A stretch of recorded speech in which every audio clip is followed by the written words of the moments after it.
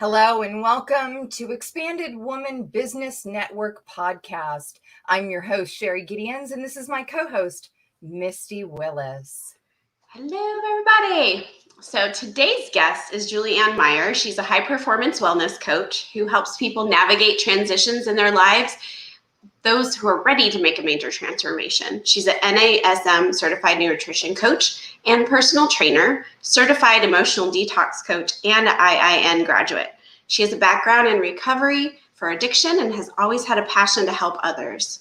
Welcome so much. We're happy to have you, ANN. Good to see you today. Welcome, beautiful. Uh-oh. We can't hear you.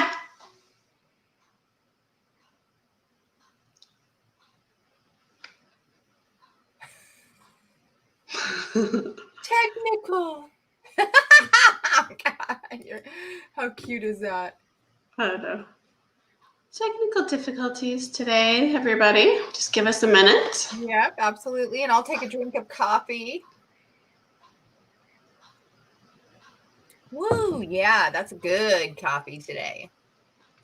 Yeah, I've been trying not to drink coffee because I'm not drinking caffeine. So it's really different.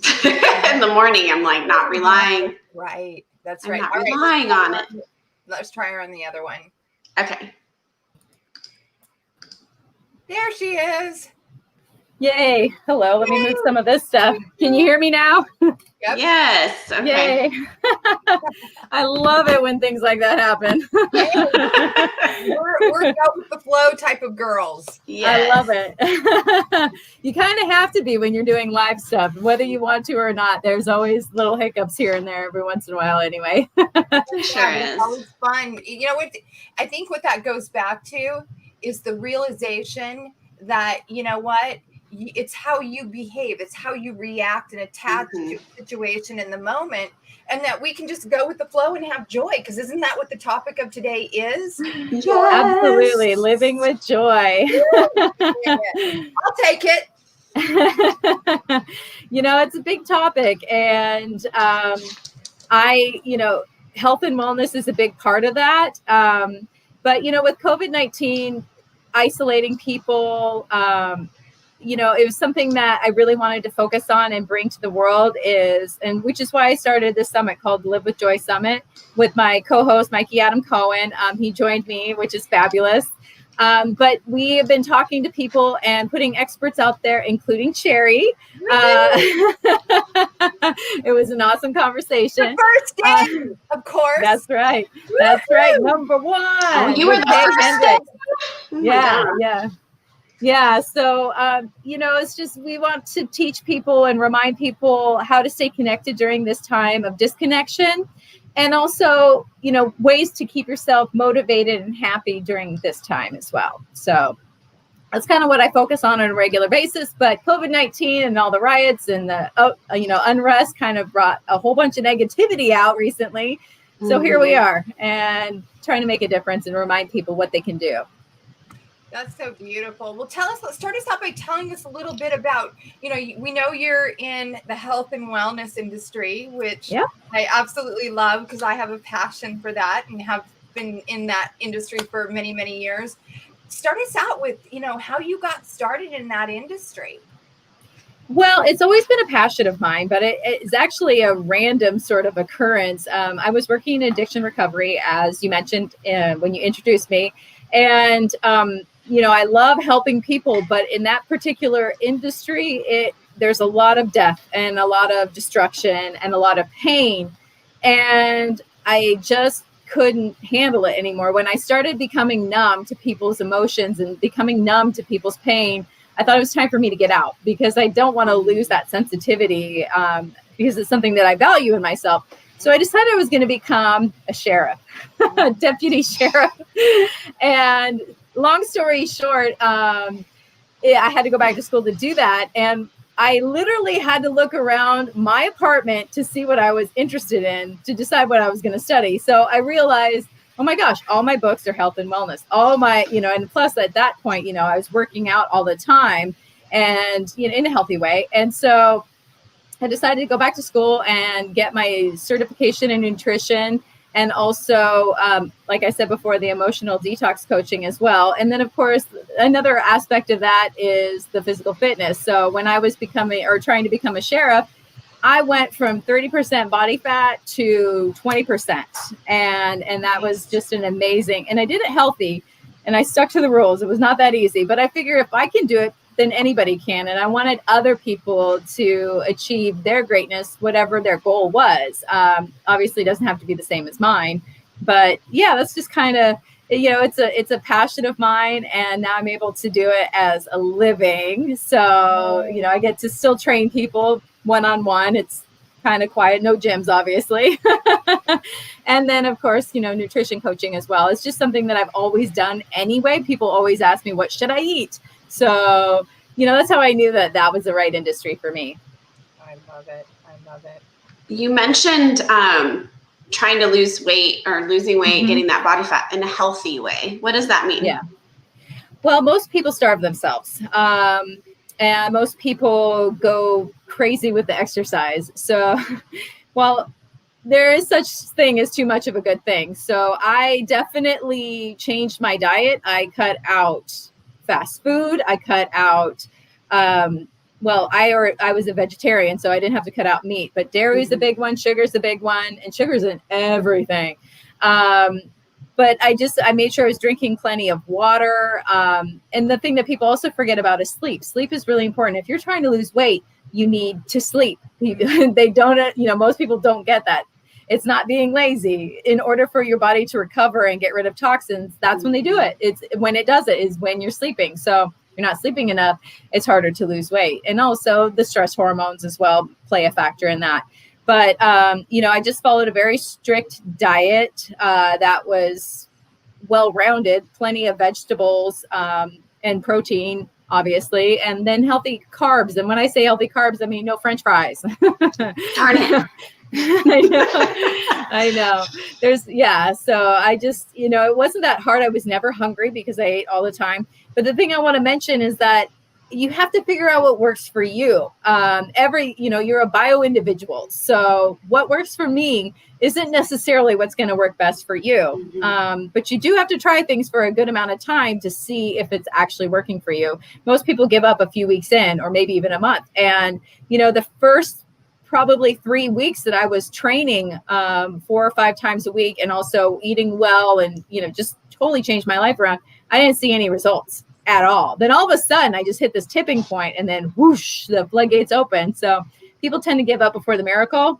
And if you just hang tight and keep going and trust the process, then you can get to wherever it is that you're going. And that's not just weight loss, that's for anything. So wow. Yeah, I love what you're saying. You've hit some really key components here. Because I've taken that journey too. And I, because being a retired pro bodybuilder, and I know how committed you have to be. And I really want to move back into that theme of joy, because, being specific and being clear and taking that time to get still and identify. And it leads me to think of, what happened with you. You're looking around in it was your living room.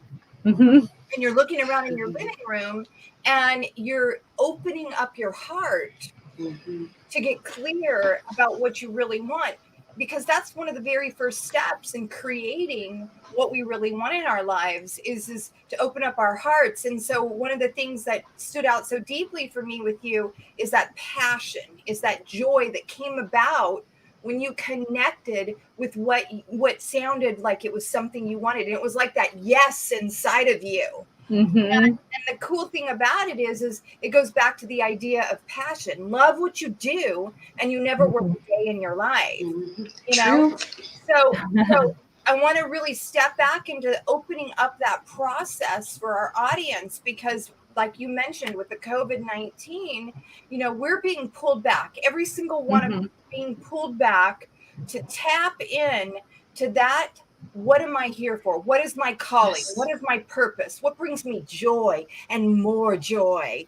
Let's speak a little bit for our audience. Well, the thing I want to do is I want to acknowledge that my thinking about joy is not a Pollyanna idea. There's still negativity out there. There's still negativity around you, but that doesn't mean you have to fall down that rabbit hole of negative thinking. Mm-hmm. And for me, looking at my passions, it doesn't matter how much I love working out. There's going to be days that I don't want to. Mm-hmm. There's, I don't care what it is that you're passionate about. There's going to be a day that you're just not feeling it, or whatever the case may be.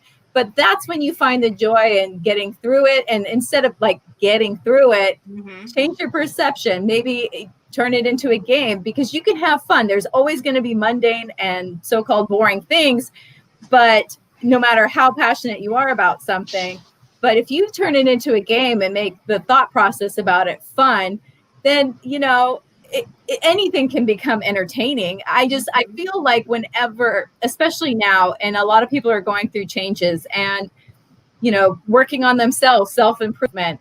I've never liked the idea of anybody coming at it from a place of being broken, because nobody is broken. And what's the fun in that? You're coming from a negative space. Who wants to change? Like, you don't need to change. Maybe you just want a different outcome. So invent yourself a different way. So right now, like this month, I've been getting up at 4 a.m. I never thought I'd be able to do that, but now I do.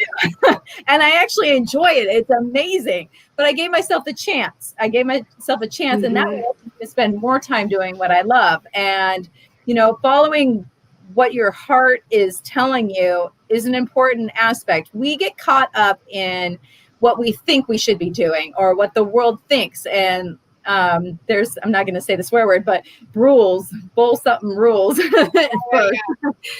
Like you follow this line, you think, well, I've got to have the career, and it's got to look this way, and I've got to have the husband and 2.5 kids, mm-hmm. and but that's not happiness for everybody. That's not joy for everybody. If you can speak your truth and decide what's true for you, then you can actually be happy. And joy isn't the car.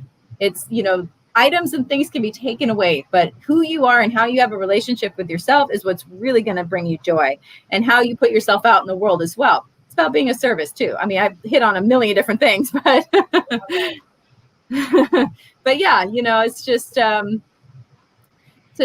like for me, I did not take the traditional route. I moved to Canada when I was 19. I lived there for like 6 years. Never got married. I've never been married. I'm 42 now, and I'm okay with that. I moved to New York City right after 9/11. I moved to Italy. I've done all these things. I've given up careers because it no longer fed my soul. I was no longer growing as a person. So the outside world was looking at me, and they weren't very accepting of me. They're, what are you doing? Why are you giving up all this stuff? But it's not stuff that, makes me joyful. It is my experiences and how I show up in my relationships with people. And it has to start with how you feel about yourself too. So if you're having difficulty in your relationships, you need to look at how you treat yourself, because you can't give away something you don't have. And if you don't respect and care about yourself enough, how can you expect to care and love about anybody else? And people tend to forget about that. Besides, you're with you your entire life. You might as well make it a good relationship. Yeah. I had never been alone by myself without a partner for, I don't know, until I got to my mid 30s, and really had to figure out what the heck I was doing and why I had to have that person next to me all the time. And it's made a huge difference, just being comfortable with myself and finding myself and loving myself, and, and not trying to get away from myself. So I get that. I totally get that. And some people have lived their whole lives like I did and never had that experience. I was telling my sister-in-law that, and I was like, you know what?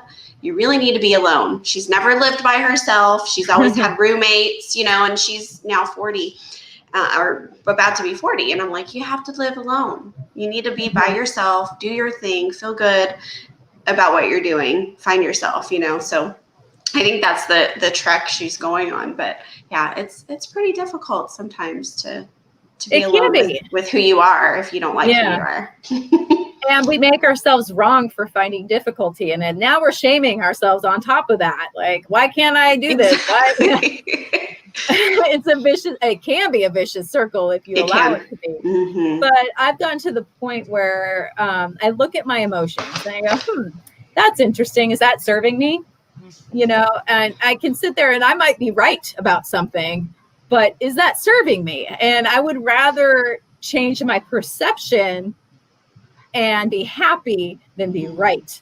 And, you know, I just think that that's such a huge component that, you know, we sit there with, you know, like you said, being alone and being with yourself. It's so important to be okay with you. But it's not so easy to get there sometimes. Yes. And, you know, it's not a straight path either. So, you know, it takes work, it takes practice. But if you can accept all of you, then all of a sudden life becomes so much easier because you're not expecting that other person to fulfill you and to make you feel a certain way. You take care of it yourself. It's actually very empowering. So, you know, if you take care of yourself and your own feelings and your own emotions, you don't make anybody else responsible for that. Then all of a sudden your relationship is free to be what it is and they're free to be who they are and you're growing together. And it's a beautiful thing when you can actually do that. It's easier said than done for some people, but I mean, it's taken me 42 years to get there, but at least I got there. And there's ways to do it. There's so much in that. You know, it's so funny that you brought up so many of these things that made me think of just different areas that have happened recently. So my husband calls me up yesterday and he says, I got something to tell you and you're not going to like it. And I was like, because I've had that relationship with myself and I've developed that, I literally just completely was grounded and not going into that fight or flight mode from what the words he used. And I said, well, tell me. And he says, I got to take a trip Thursday morning to Arkansas and I'm going to be gone to Sunday. And then I'm going to come home for a couple days. And then I'm going to be gone 5 days more to Washington. And I said, wow. Awesome. I said, I'm a big girl. I can handle it. And then I go, you know, because the girls are 16, the twins are 16 now. And so we drive everywhere. So we go to get something to eat last night. And I said, girls party. Daddy's out of town. I said, we're girls time. You know? and of course the girls are like, yeah. You know, or actually what they ended up telling me on the way back home is they said, you're going to be driving us everywhere to our parties this weekend. And I just laughed. I said, oh, God. But no, I was super, super okay with that. And I didn't let myself, you know, get into that lower vibration of, you know, oh my God, he's going to be gone and I'm going to be home all alone. And, you know, oh my God, he's going again. And I didn't even go there. I was like, yeah, you know what? Let me just, it's going to be my time. You know? Yeah. And I wanted to touch on something you said also, because you've been saying some golden nuggets. And you know, thank you. One of the things you said that I thought was so vital, and it takes us back to being conscious in the moment. And to be really mindful and aware of what's showing up for us. And so we use food as an example, or we use an intention that we've set for ourselves.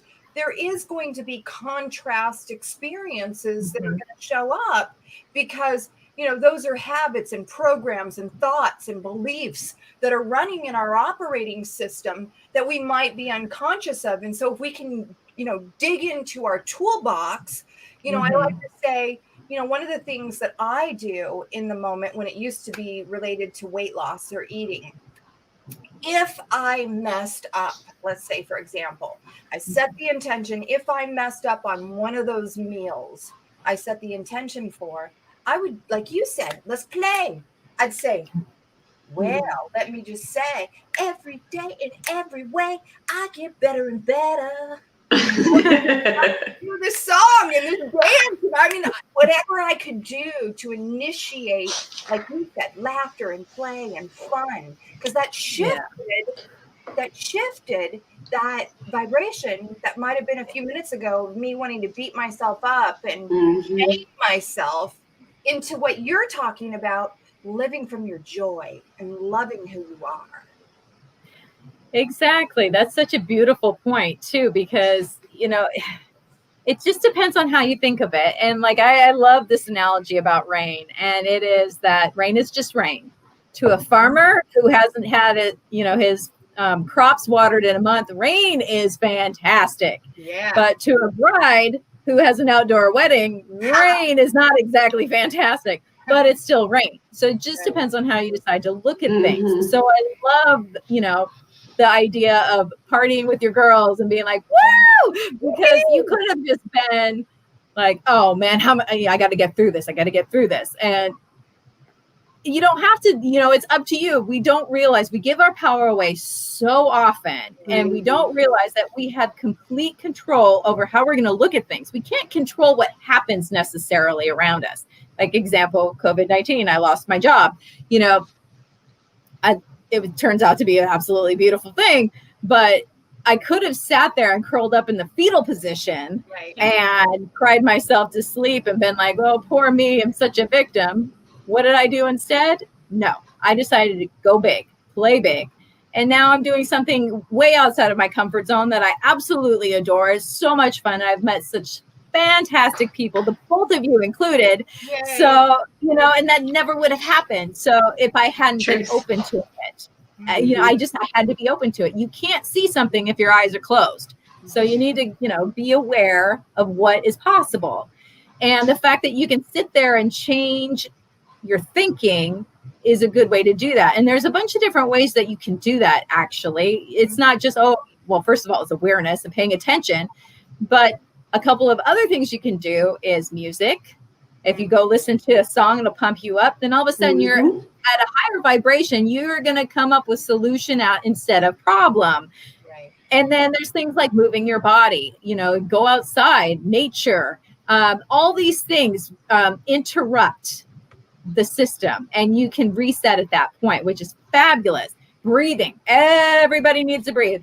You don't even realize how often that you're holding your breath. Now, as you know, I'm a personal trainer, so I'm training somebody and I'm telling them to breathe. And they're like, I am. I said, no, you're not. You're holding your breath and you're letting it go. That's not the same as breathing. I have to do that too with microblading. I'm like, okay, you need to breathe. Exactly. Don't out on me. And I had a wonderful conversation with Gay Hendricks not that long ago. And something he said, I know, he's amazing. And something he said that I just keep coming back to is that fear is excitement without the breath. And I thought that was, it's just how you look at it. Basically, it's almost the same exact physiological experience, but breath makes it different. So when you start to get upset, if you hold your breath, then all of a sudden you're in the fight and flight mode. You're not in the frontal cortex. You're not thinking about things. You got to put your mind back into that position. So breathing, actually taking deep breaths in and out, helps you get out of the fight and flight. So those are all things that you can do to change your actual body and your thoughts. Instant action steps, which personally I think are important, because you got to have your toolbox, and then when you're in that moment, I don't know about you, but I'm not 100% evolved to the point where I can just go into what's going to be better. Sometimes I just want to sit in it. And sometimes I want to be upset and sit on my pity pot and just whatever, but I always put an expiration time on it. So that's it. Okay. And now I move forward. I want to honor my feelings. And I think that people think that having those negative feelings is not a good thing. We label it, we judge it. The thing is if you don't allow those feelings, then how are you going to feel joy as well? Because you're not allowing the sadness to just be. And as soon as you can accept and sit with something, the sooner it starts to go away. And you're not keeping that in your body either. Because as you know, I'm sure, is that we keep our issues in our tissues. Yeah. So, it actually does cause disease. We want to make sure that we are letting things go. It's not always easier said. I mean, it's easier said than done sometimes, but whatever works for you. Journaling, that's another way to get out of your head. Gratitude list, that's another way. I mean, these are all things that you can do to instantly change your focus onto something positive. and ask better questions. That's the number one thing that I always tell my clients is to ask better questions. Not, for example, say something along the lines of, I can't afford it. How about, how can I afford this? Mm-hmm. Or be honest, say something like, I don't want to spend the money on this. Yeah. There's a huge difference. And the other two are a lot more empowering than I can't afford this. So it all depends on how you talk to yourself. If you start paying attention, you can start changing. So our thoughts are everything, for sure. you have power. It's all energy. Everything is all energy. We both, I think, Sherry and I, well, mainly I started out with the COVID quarantine. I was really worried about my business. We had to shut down for 2.5 months. And I was like, oh boy, how, what's going to happen with this? And I was kind of like upset about it for the first couple weeks. And I decided, I was like, I'm changing this attitude. Like, what can I do to fix this situation? Like, I added products, I started talking about different things that I could sell to bring in income.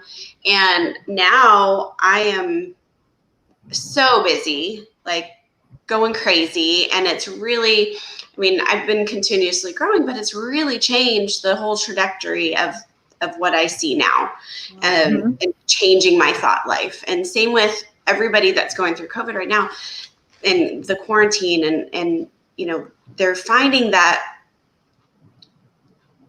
they're not understanding that they can make the choice to be happy or to be not happy, that it's in their, it's not in anything else. So I love that you brought that up. Thank you.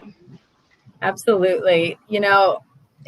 At first it's kind of annoying because you think, what so-and-so made me this way, or that made me feel like this. But if you can take power for everything that goes on inside of you, then you have the power to change it. Mm-hmm. And, the thing is like garbage in, garbage out. So you cannot have nobody can make you feel anything. And I know that that's not a popular thought because it seems like, but they were a jerk. You might be right. They may have been a jerk, but you don't have to take it on as something that's truth. You can choose to be like, wow, I didn't like that comment, or, and you can, just walk away from it, not let it inside you.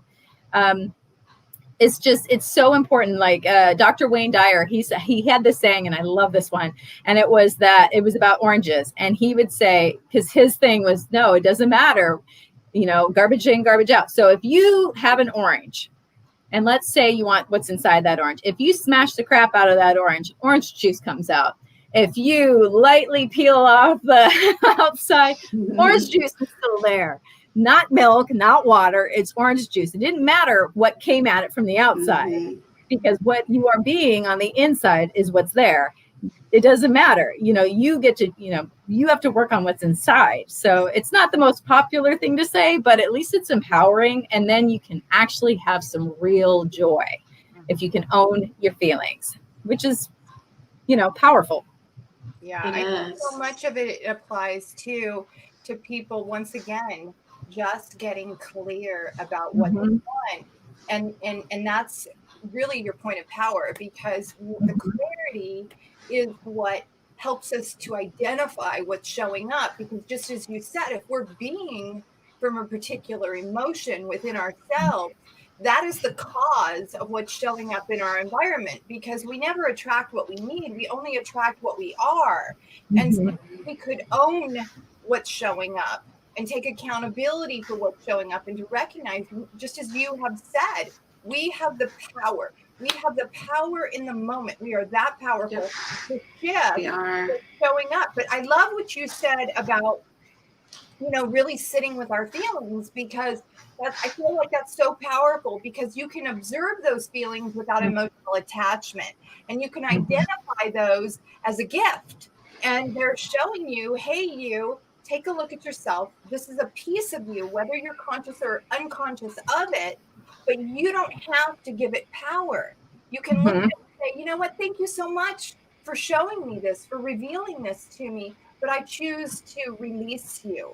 I choose to thank you for what you brought me as experience, but now I'm going to own my own power. And so I think that applies so powerfully around judgment, is we look outside of ourselves, and we want to look at and compare ourselves to what somebody else is doing or somebody else has, instead of just like what you've been talking about, keep bringing that back into ourselves and realize, you know what? I choose to give from a place of pure love. That's so well said. And, another thing too is sometimes we get stuck in our own stories, and it's normal. It's human. We're human beings. And at that point, what I tend to do, and it helps me, is to look outside of myself to help someone else. The way I get out of myself in that respect, I'm still looking towards myself for helping me. Right. But if I don't focus on me and I don't make myself the center of the universe, all of a sudden my problems aren't that big. They're, manageable. So, and then you're helping someone, and who doesn't love to help? I mean, that's being of service is one of the best ways to find joy, because, it's just, I don't know about you, but even giving a compliment to me is being of service. And as long as it's genuine, something that I learned when I was a little kid, actually a teacher taught me this. And he said, when somebody gives you a compliment, you say, thank you. You don't qualify, you don't give a but, you don't whatever, because it's as much for the person giving it to you as it is for you. And, if you can just even get outside of yourself and just give without any expectation of anything in return, and also receive without resistance, then it keeps that energy flowing.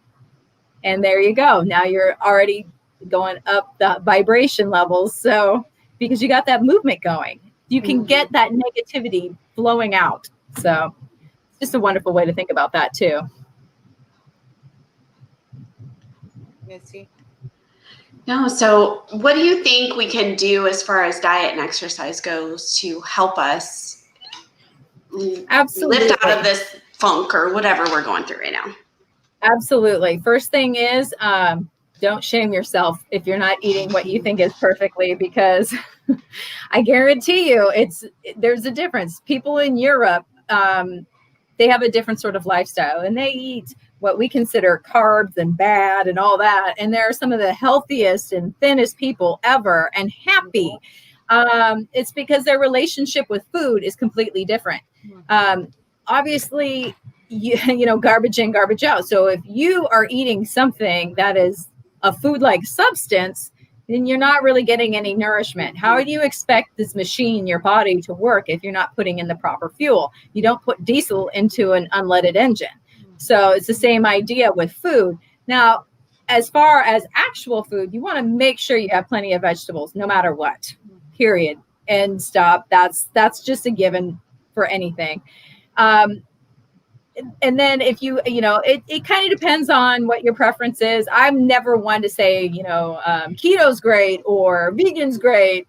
You need to figure out what works best for you and give that a chance to actually work its magic, because some people need to eat meat. I grew up without it. So for me, eating meat makes me sick. So I wouldn't do that. But I'm never going to shame somebody who does. But if you are going to do that, then it should be that most quality that you can get. You want something, there's, grass fed, for example, free range animal, that way, because you're eating what they eat too. Right. So do you want hormones? Do you want antibiotics? Is that what you want to ingest? Pesticides? I mean, of course, with vegetables, you want to try and stay clear of the dirty dozen. Make sure that those particular ones are organic. Anything other than that, like let's take cucumbers, for example. If you can't, sometimes organic cucumbers are really expensive. So instead of that, I just peel off the outside and eat the inside. It's not quite the same, but it's still quality. So, there's ways to eat on a budget and still feed your body. Now, the problem comes in is when you do emotional eating, which I don't know about you, but when I'm in a bad mood or I'm unhappy, I don't care. I don't care. That's my thing. So what I would do is make it harder for myself. So if I have, let's say, some candy, I don't keep it in my apartment. I'll put it down in my trunk, in my car. Yeah. So I have to purposely go and get that. Or let's say I don't drink soda, but let's say I wanted to drink soda. Okay, I can have that soda after I have 2 glasses of water. And if I still want that soda at that point, then I'm going to drink it and I'm going to enjoy it because I did what I said I was going to do. You want to give yourself enough time to sort of change your mind before you start ingesting things that you wouldn't normally ingest. So, I mean, that's really important. But the other thing, too, that people forget is water, water, water, water, water. We need water. And a lot of our food has water in it, too, if you're eating real food, like vegetables, for example. Yes. Everything else, you know, you got some French fries. I say French fries because it's one of my favorites, but there's no water in that. So now you're dehydrating. French fries keep coming up on the I know. Uh-huh. I have mentionnitis. You're going to have some today. No. Right? I've been listening to the Life Coach School podcast, and one of the things she was talking about is to have an urge jar and allow yourself to have 100 or to go through 100 urges without taking on whatever it is, because a lot of the times we do that instead of like dealing with our feelings.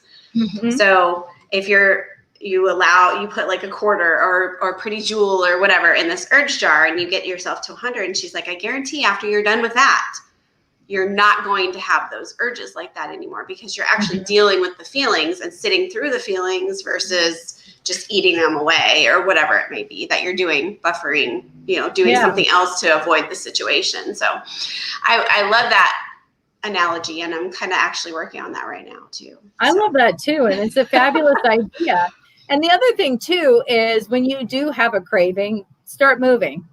Let's do a wall sit for a minute or do some jumping jacks. Then all of a sudden you get moving and you're feeling better and it just changes. But if you still want whatever that is after you're done doing that, then allow yourself to do it. Yeah. Just don't shame yourself, because if you do and you feel guilt about it, then you introduce cortisol into the system, and that's a stress hormone. And of course that goes straight to the belly. So, I just wish that if there's one thing that I could help people with, and it would is to help them enjoy their food. Just really enjoy their food, because it can be healthy and delicious. It's not either or. Now, something that I like to liken it to is when I moved to Italy. And this is going to sound silly, and that's the reason why I like to share this story, is because it does sound silly. I got there and I was so upset all the time because they didn't have this that I eat. They didn't have this that I eat. That, name it, whatever it was, they didn't have it.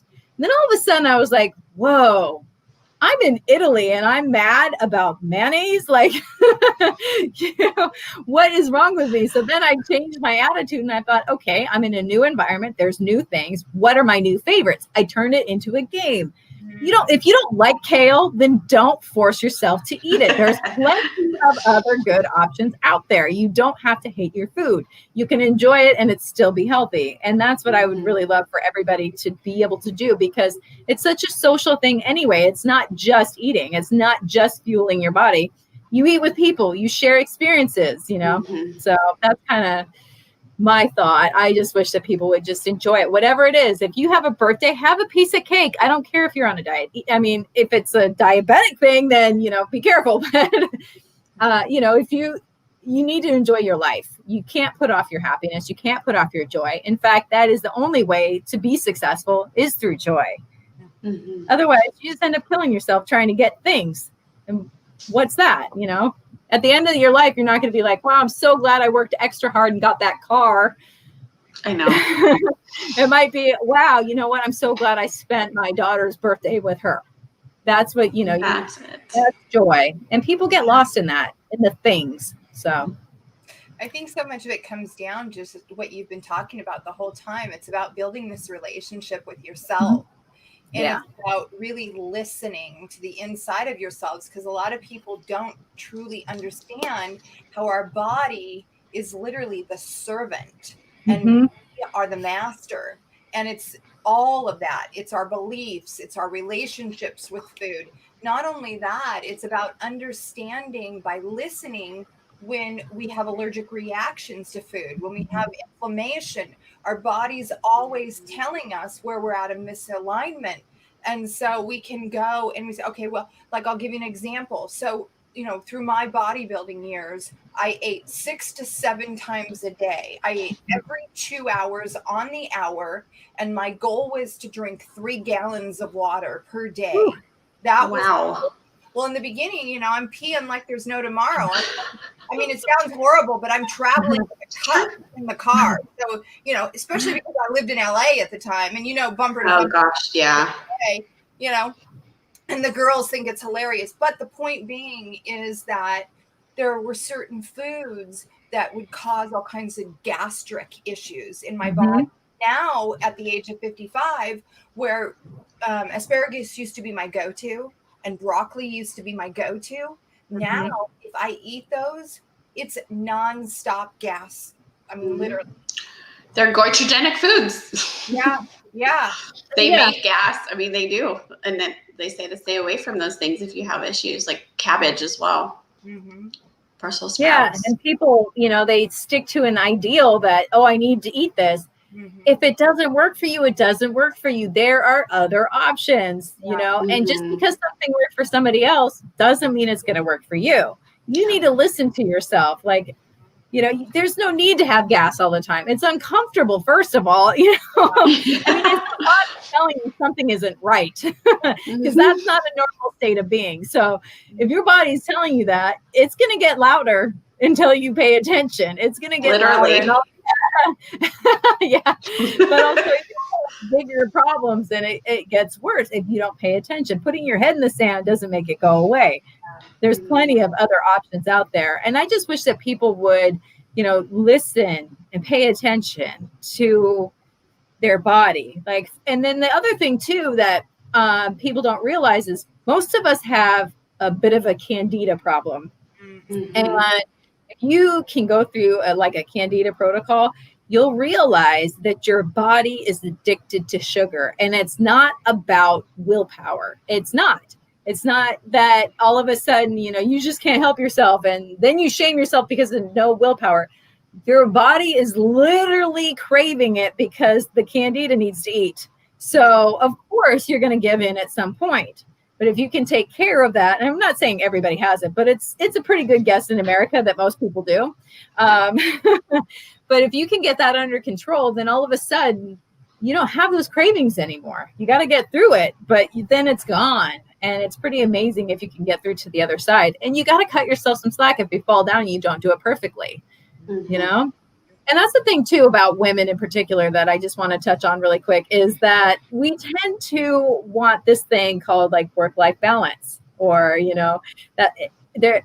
And personally, and I'm not saying that I'm right, but I don't like that terminology because there's no such thing as balance. There's harmony. If you're looking for harmony, is this working for you? Because things naturally go up and down. You can't have it even all the time. That's like an impossibility. So if you cut yourself a little slack, then all of a sudden you realize, okay, well, back to the food, you know what? I shouldn't have had 3 pieces of fruit during my candida cleanse or whatever.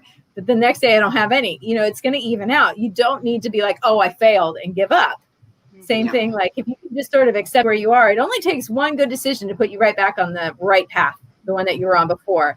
You don't have to keep going down the one that no longer serves you. You can keep, you readjust. You don't have to keep going down that one. And people forget. They're like, oh, I had this today. I had an ice cream. So I'm going to have pizza for dinner and chips and, you had ice cream.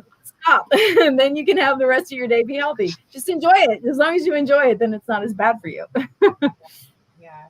So true. I mean, one of the things that comes up now, it sounds like you have a lot of protocols that you work with because obviously we're all individuals. And it looks like you're really listening to your clients and kind of identifying, by listening to what they're sharing with you. Do you do blood tests to, define individuals and see what they might be allergic to first? We do. It depends on the client, and it depends on, what their medical needs are. I am not a nutritionist, or a dietitian. So I would say anything like that, I would send them to the doctor. However, there are a lot of things that we can do on our own without needing all of that. And usually there's there tends to be certain things that are across the board. Most people eat too much sugar.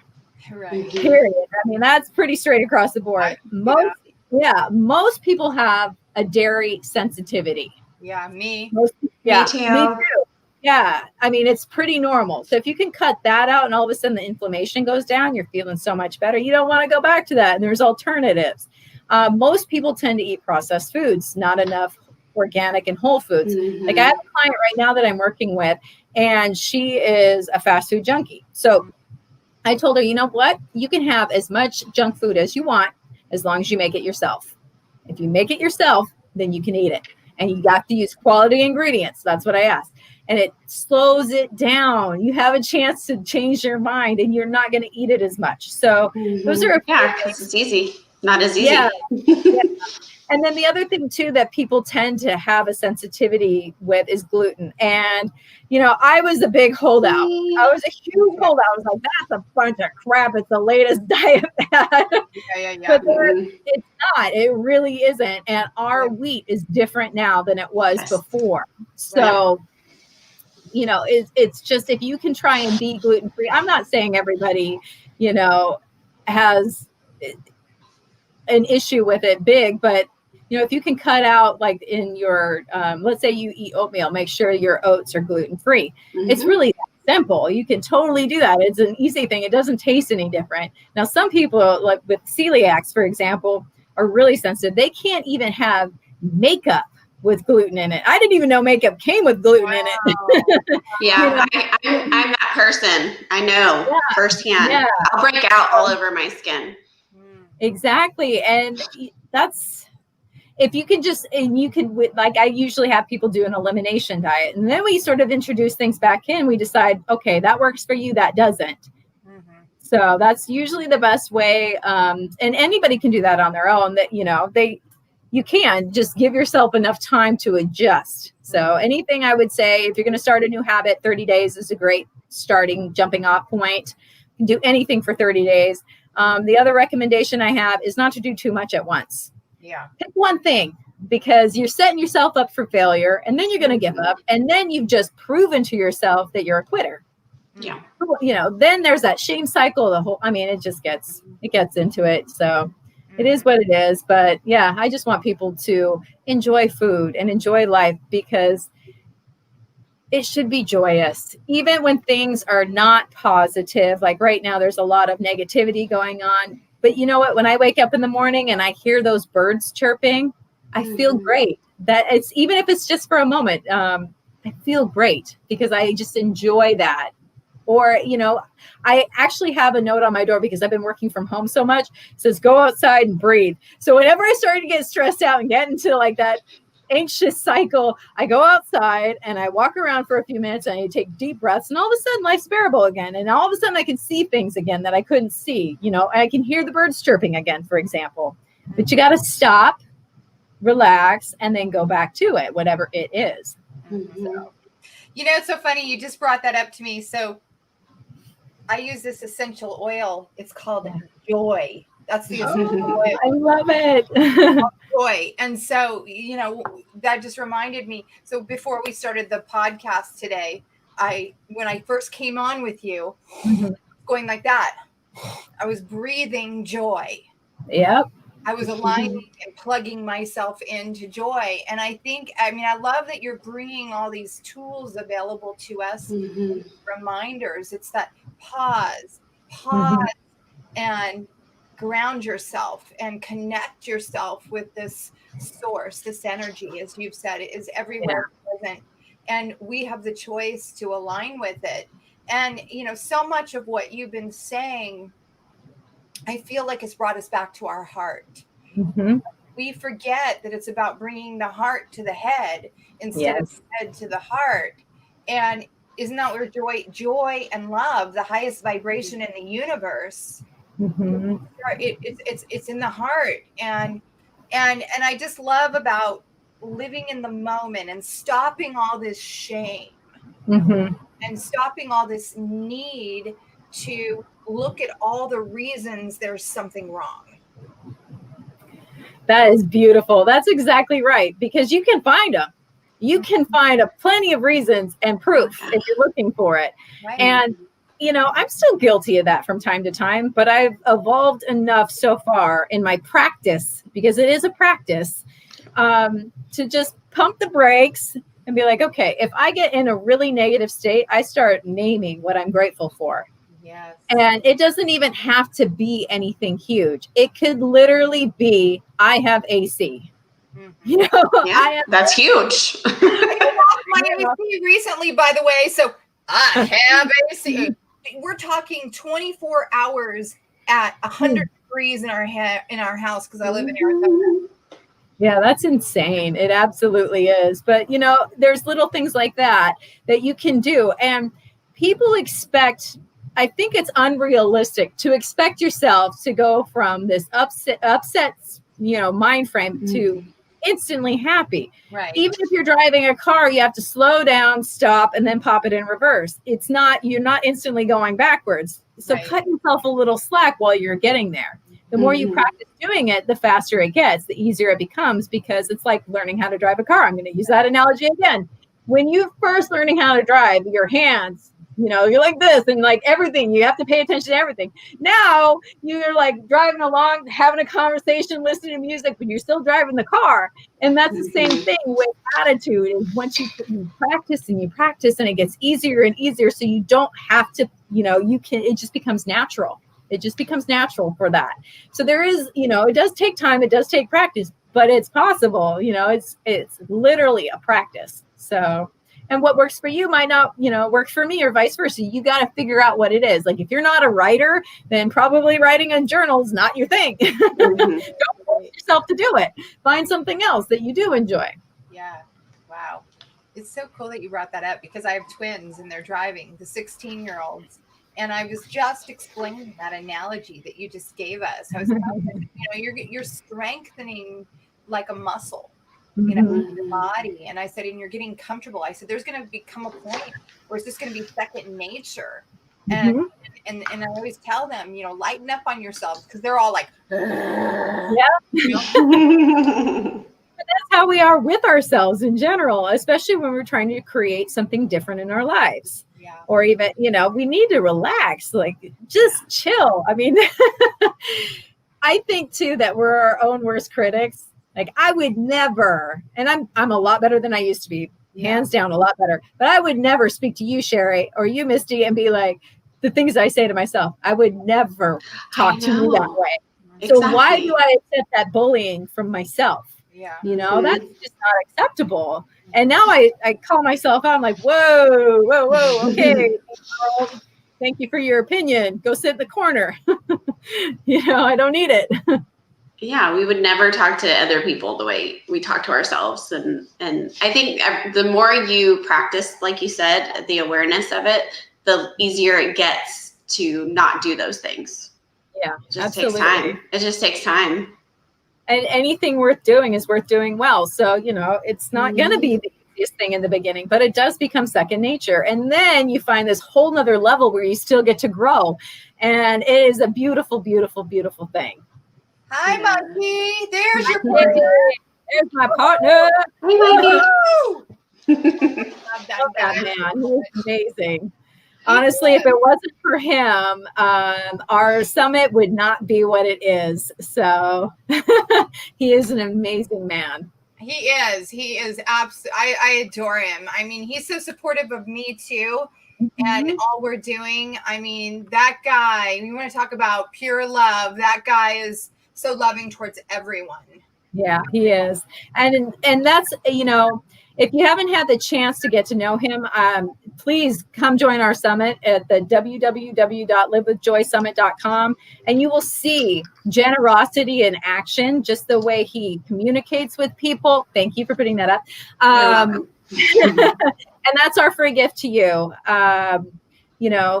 It's a beautiful conversation with a bunch of different experts and a bunch of different things. And it's been a fun experience because it's really opened up and reinforced so many things that, I didn't necessarily realize how important they were. And some of the questions we asked, every person has the same sort of answer. They say it in their own way. But what do you do to keep yourself in flow? What do you do? Shameless plug.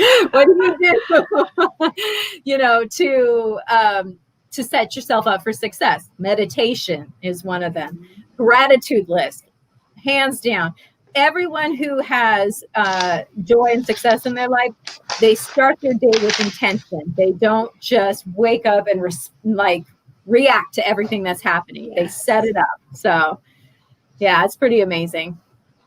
I love that. Yeah. And I mean, so they can still get signed up for the summit. And yes.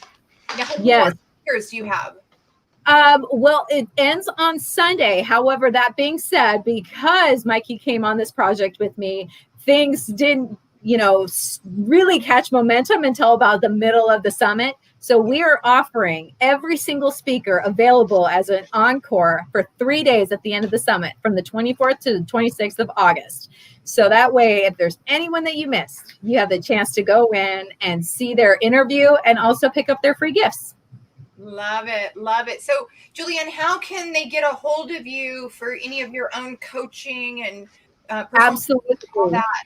Yes, absolutely. Thank you so much. Actually, the best way would be either the Live with Joy Summit, because all those emails come through me. And then the other one too is julesannmeyer@gmail.com. And I can give you that later. It's basically my name, JULESANNMEYER@gmail. So yeah, it's my mission in life to help people. And, it's hard to have joy if you haven't taken care of your needs. And one of the basic needs is self-care. And self-care is not necessarily getting your hair done or getting a facial, although those are. Self-care is eating well. Self-care is drinking enough water, movement, sleep, all of those things. And if you need, you need to take care of those things first before you can even expand. It's like Maslow's hierarchy of needs. If you don't have a place to live, then, obviously that's going to be first and foremost on your mind. So that's why I come in with my coaching and my training, and I help people make a huge transformation. It's not hard, and it's a beautiful thing. I'm the queen of reinvention. So if I can do it, anybody can. I love that. And I love how that always starts with us. And it's very much goes to what you said just a minute ago too. You can't give from a glass half full. You have to give from the overflow. And exactly. When you work on yourself, that's where you can be so giving from a full cup, and then it's reciprocal and it flows right back. Yeah, exactly. And, as women too, we tend to think that that's selfish. We tend to give before we give to ourselves. But, you can't give something that you don't have. And you're not actually going to be as effective in actually giving if you're, denying yourself, because you're expecting something in return. At some point, you're going to be like, don't you know what I've done for you? And that's not really giving.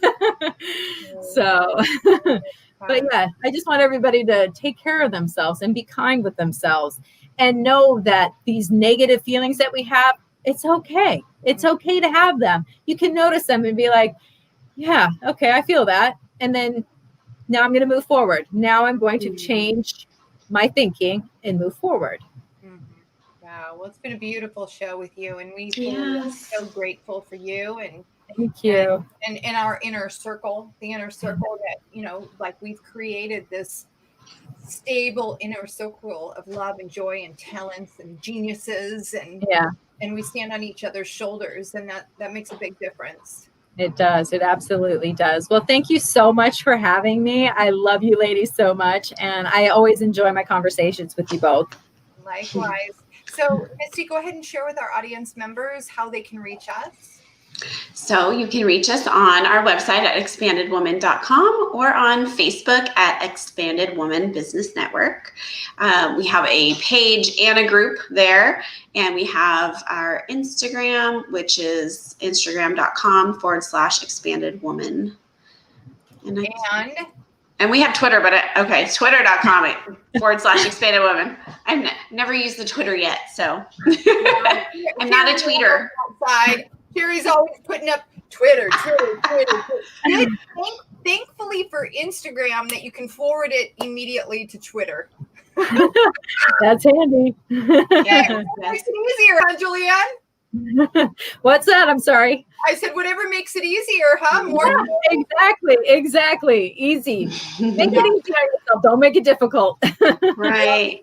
Well, All thank right, you so much. Yes, thank you, everyone. Happy to have you. Thank Have you. a great week, you guys, and we'll see you next Tuesday at 9:00 a.m. Pacific Standard Time on Expanded Woman Network Business Network Podcast. Until next week, have a great week. Thank you.